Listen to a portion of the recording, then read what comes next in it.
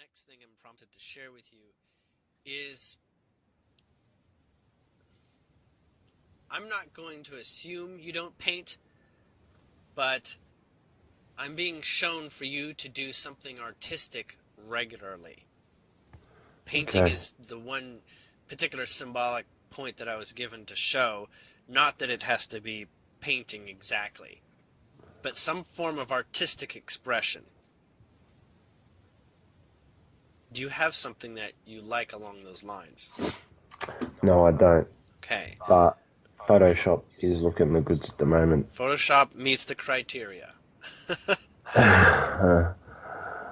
Um, so, and you've played with Photoshop?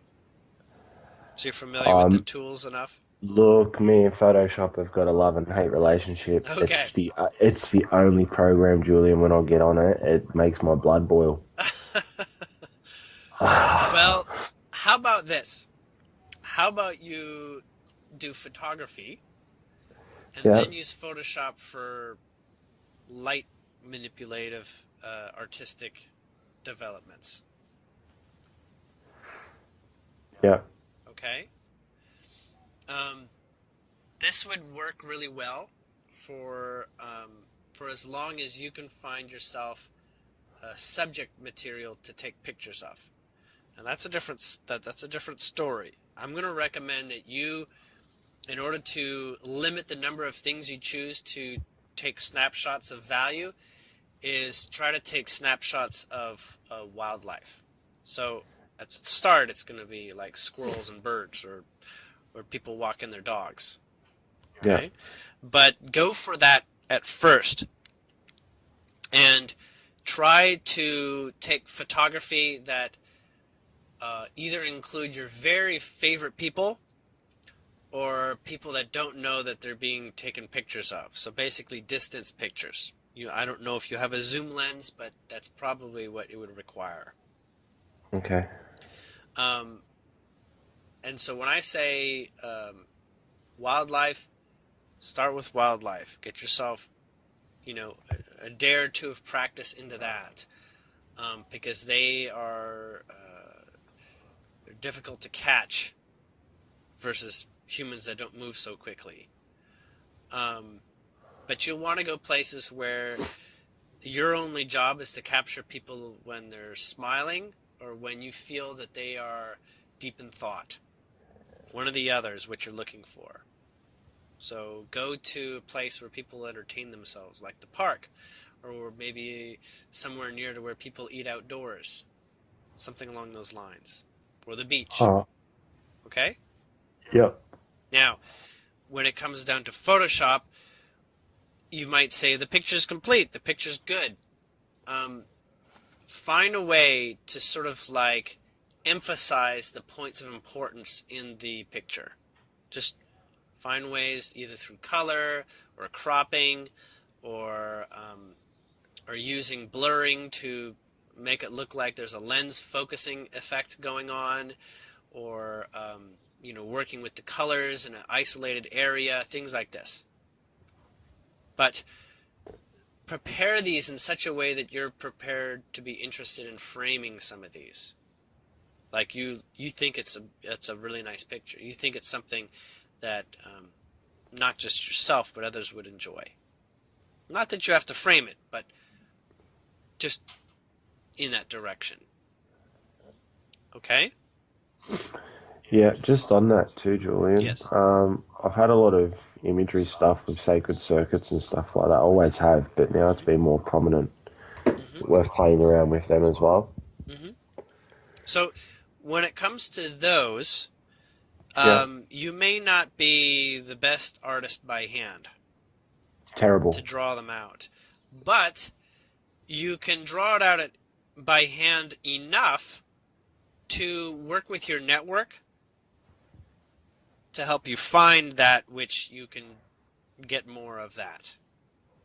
So you share with those that you know, this is what I'm being shown, to say, hey, have you seen anywhere a good picture of this? Or do you know what this is? And can help me find a better version of this? Because when you have those connections in your mind, and you might see it in something that already exists as a picture on the internet or what have you, um, the importance here is that you actually find a way to practice it. When you see sacred geometry or you're guided towards sacred geometry, practicing it doesn't mean figuring out what it means as like a guidance tool and telling you what to do. Practicing it means giving such a level of focus on it that you're able to sort of like draw it, practice it, draw it, color it in, or paint it, or basically do something so that it's interesting enough for your mind to spend long periods of time focusing on it. So sacred geometry, in your case, can be turned into like a coloring book, okay? Because it takes some Uh, time to yeah, color it in. what I meant was uh, yeah, you see them as well. You know, like the circuitry. So it's not so much the geometry. It's more like the Syrian and Arcturian technology. Okay, so you're talking about patterns that move in a sequence, patterns Yeah. that have a sequence arrangement with them. You've seen the Bashar sacred circuits before? Yes. Similar to that type of stuff, but more in like a full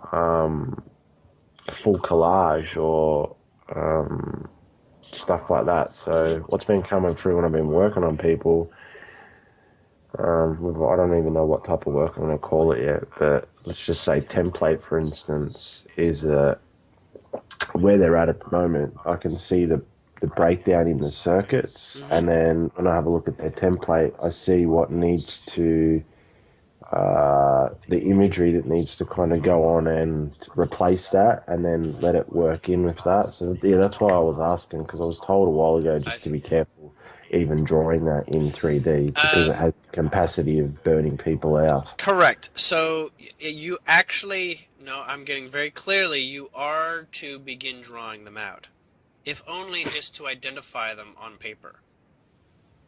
Okay. Okay? Putting them in sequence is what gives them their power. All right? But Yeah. you can just put them like you're just doing letters of the alphabet. Just space them out. Okay. Independently, they have no strength. It's like shouting the letter A at somebody. It's only going to do so much. Yeah. Okay? But you need to practice them. You need to become familiar. Your mind needs to become familiar with what they look like. The more that it's familiar with what they look like, the more powerful they will be when you see them coming up, because you'll have a very strong sense and you'll be able to hold them in your state of mind and memory and hold them very distinctly. Um, and also when you draw them and put them out or illustrate them, you're going to find yourself getting a deeper, specific vibrational meaning in each one. Like you'll have some time to stare at it in a way, and you'll be like, "I think this is what this is meaning." You may even uh, create an encyclopedia and begin writing down what they mean, or what they do, or what their context is, like like a computer programming meaning, right? Because a Yeah. lot of them are like context. Like, what's the definition of if? Well, if is it's iffy. You gotta describe how it's used and whatnot, so that anybody can actually begin gaining value from this. The reason why other people may eventually gain value from this is because it's a phenomenon that other people can begin to trust works. And when I say trust works, I mean, you have like a computer program and it's got like 20,000 lines of code. But with Yeah. this work, you can accomplish 20 lines of code on like one sheet of paper. And it'll affect consciousness. It won't just work inside the computer. It'll like work for life, like in life in general. Like you put the person's name at the top of the page, it will transform their life. You can actually write code. Originally, you would be doing this with words, English words, But the problem is that the words and the meanings are distorted. They've been giving, in some cases, almost opposite meanings as to what their vowel and consonant combinations are meant to actually portray. So this is sort of like saying, forget the English language. It's just get down to brass, energetic tax, so to speak. Yeah. Okay. So I'm getting, gather these, collect them, go through sessions by yourself, and ask questions so that they will show up. And if you can, take notes when you're in a session by sort of jotting some of the new ones down or some of the configurations so that you can gain some additional insight as to their meaning. Because on one level, your mind currently does not understand the English of it, but your feelings know what it does. Right? You know that much. You have a sense for what it does, but your mind does not. And your mind is actually quite capable and intelligent to begin seeing the associations. What this will do is this will make your mind that much more comfortable with the process and say, hey, oh my gosh, let's do it. Let's get involved like this. Let's see more. And then eventually get to the point of communicating where that data comes from. Eventually. Yeah. So, the forms of all English, Roman letters in all languages, Japanese, whatever, the way that you've got lines, curves, circles associating with one another is never by accident. Each element is like described like in a periodic table of elements. And so energy, if you can visualize it, that means you can be a part of directing energy in that way. So just like saying, if you can say it, then you can cast a spell with those words. Yeah. Does that make sense? So be in the position where you can further ground in what you're actually doing. And the grounding is really why I seem to be guided to say that. Just to ground in it. Yeah. Okay. Now, on another level,